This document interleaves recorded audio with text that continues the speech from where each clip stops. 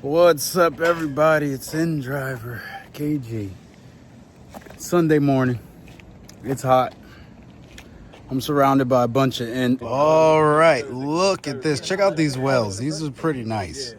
This is the Whoosh upgraded reservoir. So here we are.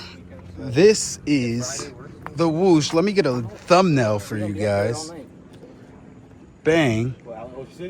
But this is the Whoosh reservoir. This is going to go right on the car like that. It is a bolt up, 100% bolt up, bolt ready piece. And the difference is this stock expansion tank, reservoir, whatever you want to call it, this does have a boiling point that it can reach. This is a few more degrees able ready, and this could take a few more pounds. So this is a really nice upgrade for you, those of you who are going to go bigger power, going for upgraded turbo. This is something that we don't see, and these are some of those mods that we're going to need. I think this is a must-have for the track guys and those track goers. This is 100% more durable than those plastic ones, and it will not crack on you on the track or have any issues with purging. So I think it's a must. I know I talk a lot about what you need, what you should look out for. It's getting repetitive, but I just want all you guys to be proper on what you're doing to your car. You want everything in there ready to go. You don't want anything blowing. So this right here is going to just finalize some of the issues I've been having. Now, right now, my coolant reservoir is filled to the brim.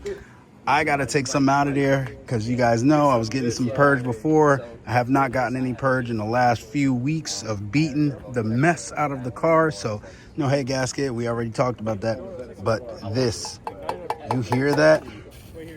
Look at this thing. This is nice. This is really nice. This is the little purge unit for when you got a lot in there and it needs to blow some out. That's where the hose is going to go.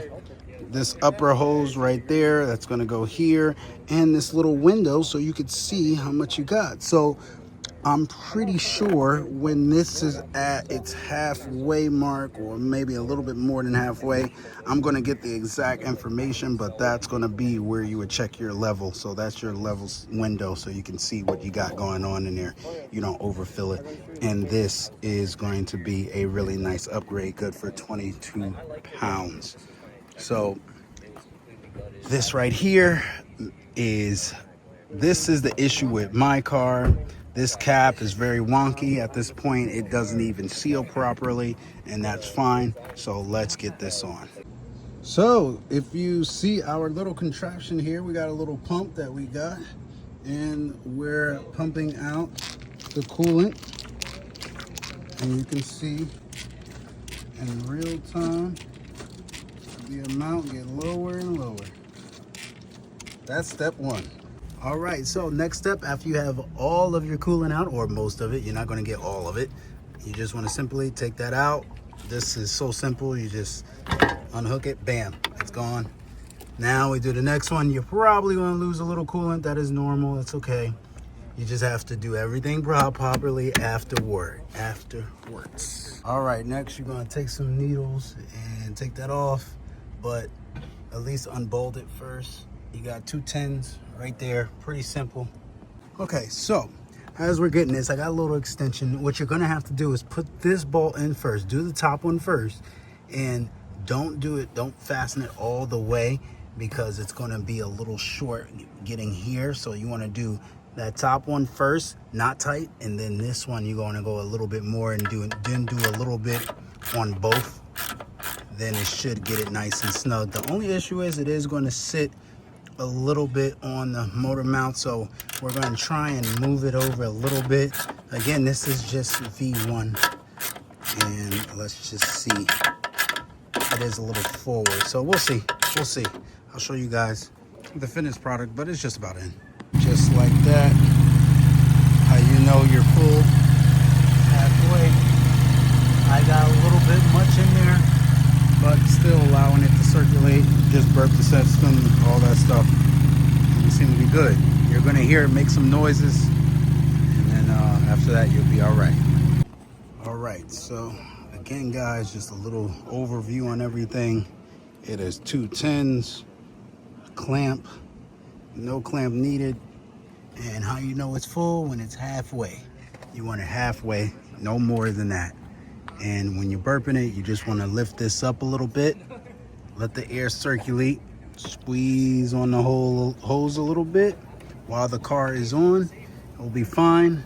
After about 5-10 minutes of doing that while the car is at idle, close that and you should be good to go and ready to get on the track and run up those temps. So the next thing you want to do after that, if you're going to be tracking the car for sure, is definitely a oil cooler. I do not have an oil cooler at the moment, but I will be getting one soon. I'm going to be looking at what are the best options for a oil cooler for your car, so you can keep those oil temps down under 200 while you're on the track. Because if you know that the oil temps can be upwards of 230, 240, maybe even 250. I've never seen 250, but I've heard. So again, Whoosh is the place to get mostly everything you're going to need for your Elantra and your Kona and your Veloster and your end product cars. I will leave a link in the description for any Whoosh Motorsports parts that you need, including that downpipe. If you're going to order downpipe and you don't feel like waiting, just make sure they have it in stock. They have a few different batches that come out because these things go. That is a 4-inch downpipe and it's heat wrapped. That thing is insane. It sounds insane. But from here again, I don't want to get copyrighted. Overall temperature, I say maybe about 2 degrees, 3 degrees cooler overall. Driving. It hasn't gotten over 203 in a while, which it normally would go over 203 engine temp. I'm talking 203, 206, and then come back down. But we've been at about 187 to 197 back to back. Whoosh Motorport Park Spark. Oh my God. Any Motorport. Oh shit.